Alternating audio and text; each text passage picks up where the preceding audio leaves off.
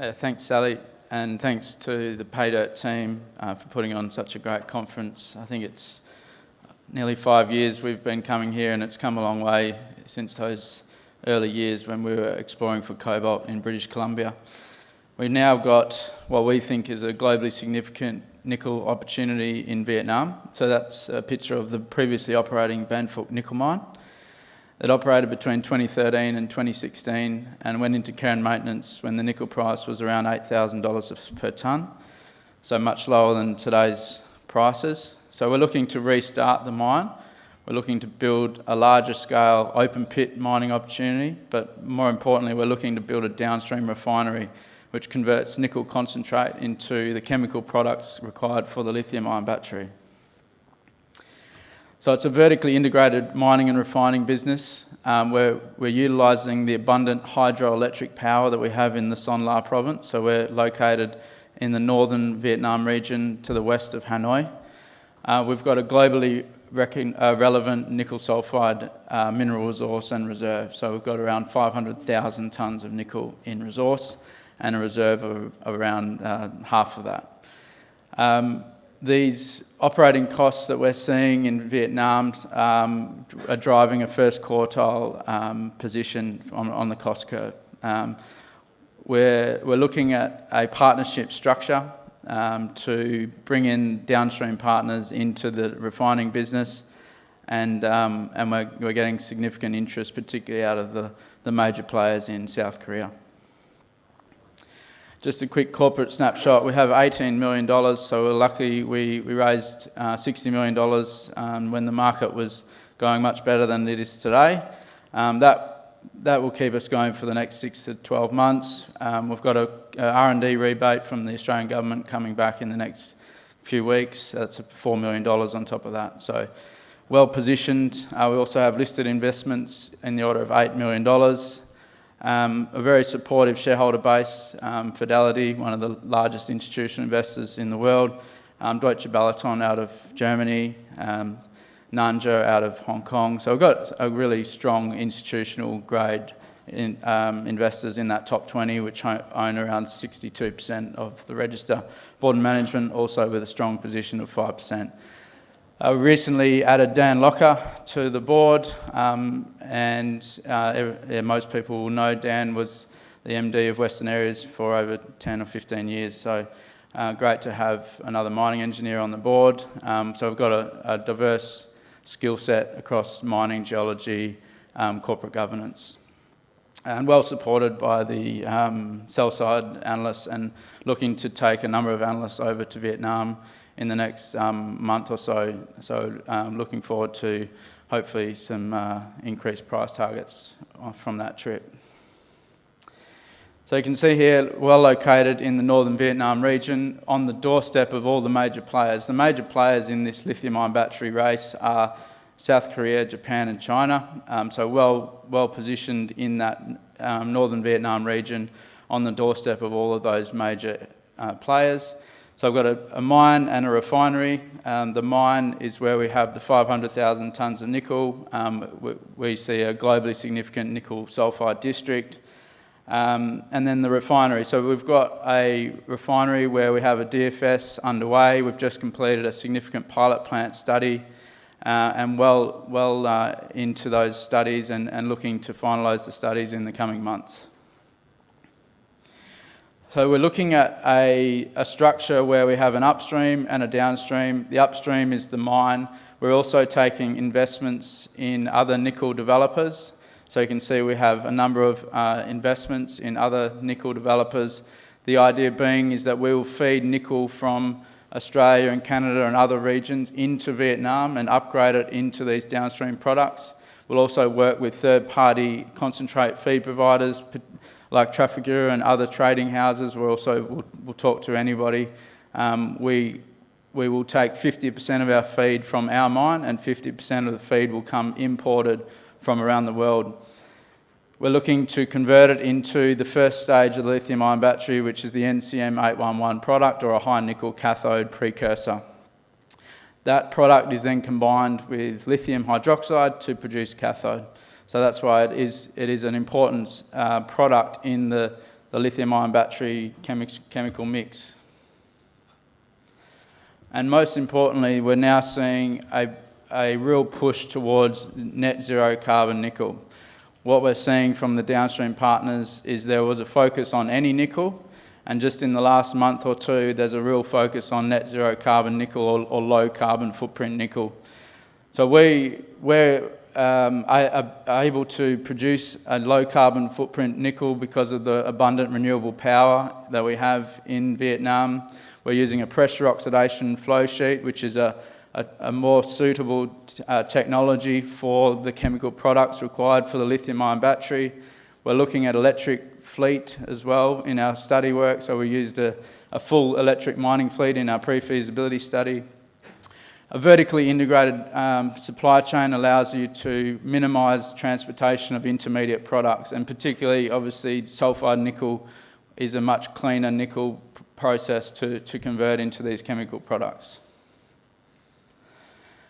And while we're in Vietnam, it's a great location. It's a growth hub. It's one of the biggest growth stories in the world at the moment. In foreign investment in 2020 is $15.8 billion.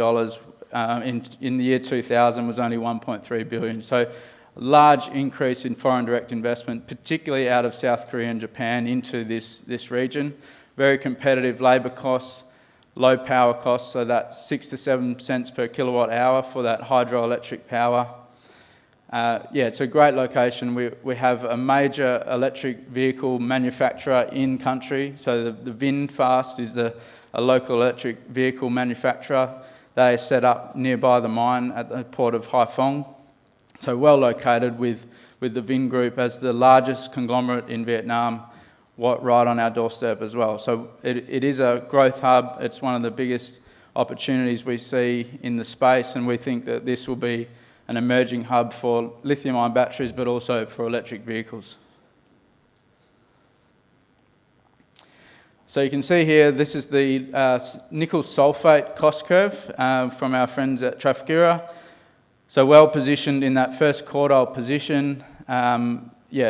We think that we can. These numbers are based on third-party feed. If we were to control 100% of the feed, that cost will come down even further to the left of the chart. You can see here a much more efficient process than what's happening in Indonesia with the MPI to matte process, which is unfortunately a fairly high cost process, but that is a process that is going into batteries at the moment. And with those low operating costs comes a low carbon footprint. So we recently conducted a life cycle analysis of our study work to analyse the carbon footprint of our nickel.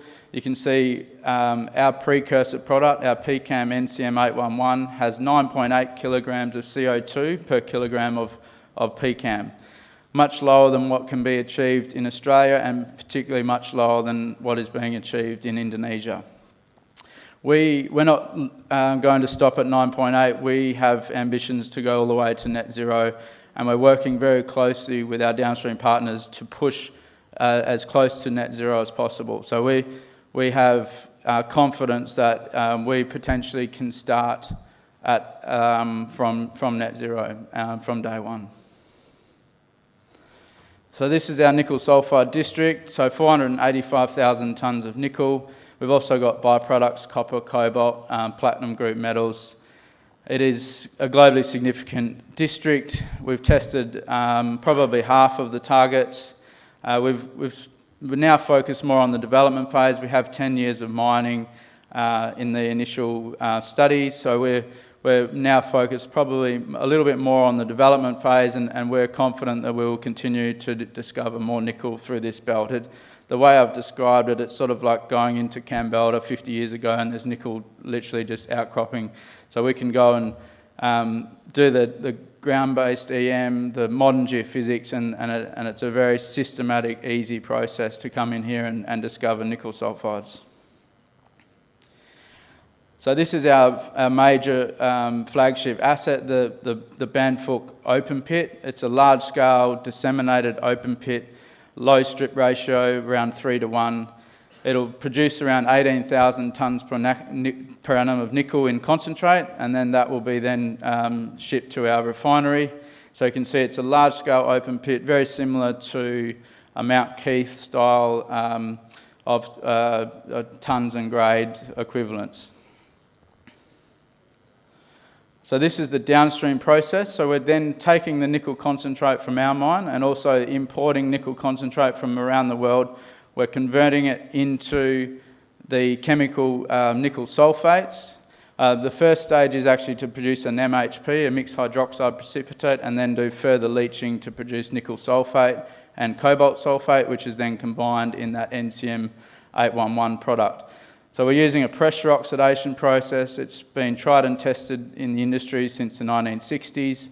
The other technology is solvent extraction, which is well used all through the base metals industry. So there's nothing novel about this process. It's technology that we've used in the nickel and base metals industries since the 1960s. We're then combining that with the technology that will come from our partners, which is in that last stage in that NCM 811 precipitation step. One of the benefits of that process is that we can use many different types of feedstock. So that hydromet flow sheet is flexible. We can have nickel concentrate as a feedstock, mixed hydroxide precipitate as a feedstock, nickel matte, and also the black mass product, which is the recycled product from the lithium-ion battery. The other benefit is we can take nickel concentrates that are not suitable for the smelting stainless steel flow sheet. So high arsenic, high MgO, these are concentrate types that aren't suitable for smelting, very much acceptable for our hydromet flow sheet. So completed our pilot plant phase in December, so that was a 12-month process, 1,800 hours of runtime. We were getting better recoveries than we predicted in our pre-feasibility study. So we're getting greater than 97% nickel recovery in that downstream process. So we've sunk nearly $10 million into this pilot plant. That's a really important part of the IP required to build this thing, but also allows us, now we have battery-grade nickel sulphate, cobalt sulphate, which we can now send to our downstream partners, and they can analyse for that next stage of negotiations in the partnership. We've also got a concentrator. We've restarted the existing concentrator in Vietnam. We've also got a pilot plant in Vietnam to test the upstream recoveries, and we're getting some good indications of good, strong recoveries at the upstream level as well. So it's a big 12 months ahead, looking at completing the studies. So we have an upstream and a downstream study ongoing. The downstream will be completed first mid-year. The upstream will come 6 months later. We will look to finalise the partnership structures and the partners over the coming 3 to 6 months. That partner will drive the funding. The funding will be linked to those partnerships, particularly focused on South Korean end users. That will then drive the debt discussion. The debt will be associated with those partners. So all of that funding will be locked in over the next 6 months, and then looking to start the build phase in the new year. So it's a big 12 months ahead, really looking to, really unlock the value for our investors in the next 12 months when we look to funding, bringing in the partner, and really starting into that development phase of the mine and the refinery in northern Vietnam. Thank you.